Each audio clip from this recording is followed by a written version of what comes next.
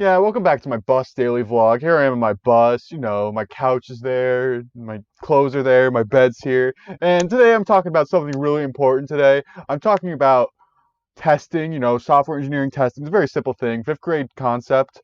It's really cool because yeah, you gotta learn how to test and yeah.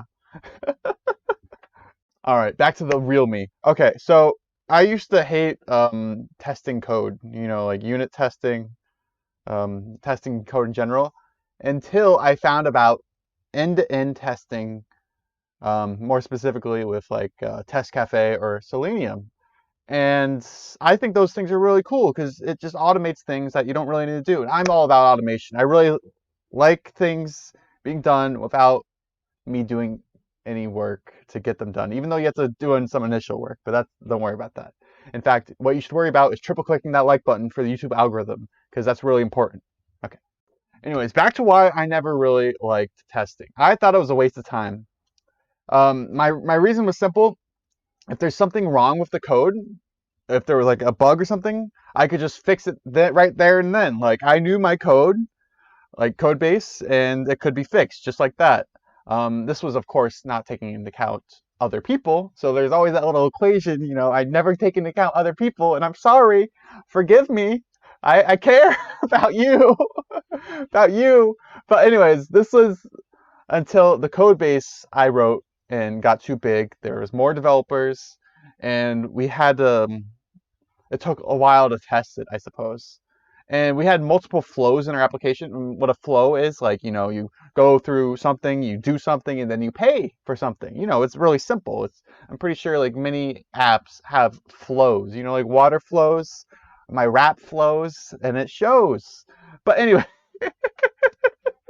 so anyways, it became difficult to figure out if there were bugs in those flows unless you went through them. And oftentimes these flows would take, probably a minute or so because, you have to select something, you got to click pay, you got to enter the payment buttons in, you got to click the pay the credit cards, and you know how payments work. I don't know why I turned into Bill Cosby there. So it takes a while. And when you have multiple of these, it really takes a while to test them all.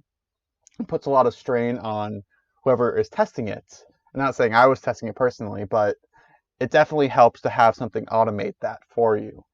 And this is when I came across something that seemed like magic. So end-to-end testing was really like magic because it just did all that for you, and it really was very fast, really fast and really furious, like the movie. Rest in peace. So my first test of something that came really fast and really furious was actually not end-to-end testing, or sorry, really that something that did something like this automatically. It was actually an Instagram bot, and I was actually really into these things like many years ago. Like I go through a lot of phases where I just get really interested in something cool for like a little bit, and then I just stop caring about it. Like sometimes I cared about AWS certifications, sometimes I care about building this bus, and other times I care about this testing, end-to-end testing. But I used an Instagram bot like a couple years ago. See if I can gain a lot of likes and followers on Instagram. Um, by the way, my Instagram's below if you want to follow me. I really don't care if you do or not. But I was using like a simple Instagram bot. It was called Instabot, or I think there was a couple of them, Instabot or Instapy or whatever. Anyways, they don't work anymore. Um, Facebook got to them. So it was a series of Python scripts really that used Selenium, which was normally for like end-to-end testing, but instead it used it to, I guess, go through Instagram's page, like people's stuff, and stuff like that.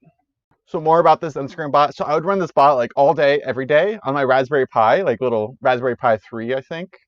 And it was actually somewhat effective. It would take breaks sometimes to like trick the Instagram algorithm. And don't ban me, by the way. Don't report me to Instagram, please. I got like 2,000 followers from it, like pretty quickly, like a couple months, and like from like 400 what is it? I don't know. I got like 400 likes or something on my pictures. I really don't care about that anymore because it's like really meaningless, really.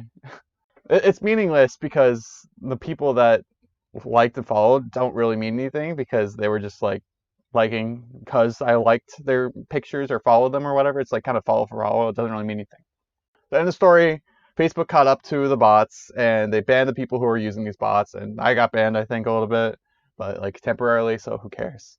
So anyways, they found out using machine learning and like AI and stuff, like because they can detect, hey, this person's liking other people's comments and liking other people's pictures over and over again all day, every day, and they can say you're using a bot. I mean, you could technically still use a bot, but it would probably be like at a much lower scale. So it's probably not even worth it at that point.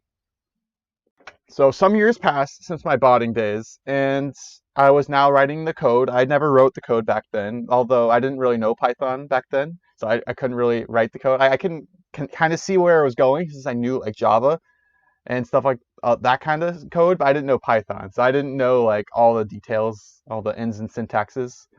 So I was just using it from GitHub. So now the code I write needs to be tested somehow. And here comes where end-to-end testing came in handy. And now I don't have to hate it anymore because I thought, like, if you don't use something, you kind of don't like it because, you know, you don't use it and like everyone likes it. I don't know, maybe it's just hipster. But so I use TestCafe to like test things end to end on the front end, which is really cool, like with Node.js, and it helps you really go through a couple flows really quickly and just clicks buttons for you, and that's just really why I like it. I like clicking buttons, okay? And it really just feels like magic to me how it types like things like in a form and just moves the mouse and clicks to go from one button to another. I don't know. It feels like what people study computer science for, to do things that you don't have to do. Make the machine do things for you, because the machine obeys us for now, but you know, in a couple years, that might be retro. Maybe the machine will obey no one. We will obey the machine. So anyways, this is where I felt like a code wizard, you know, making the machine obey me, and that's really what a code wizard is, making the machine obey you. So doing something I couldn't personally do that felt like magic, because I couldn't click and type that fast. I mean, I type okay, but you know, not that fast, okay? Um, anyways, I guess I should probably show you the TestCafe. Oh, it is. Here it is, TestCafe, a Node.js tool to automate end-to-end web testing. I'm not sponsored, not affiliated. You know me. I don't care about anyone. I mean, sorry, I'm not affiliated. That's it. So yeah, works on it in environments like TestCafe. By the way, since I'm here, let me also tell you another cool library. If you're using React with TestCafe, there's something called TestCafe React selectors.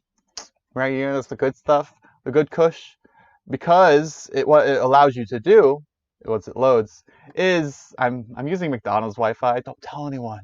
I actually am, but anyways, it allows you to do is like work with React pretty easily. So what TestCafe does is you use selectors to tell like what HTML is what, but you can use this what is this called?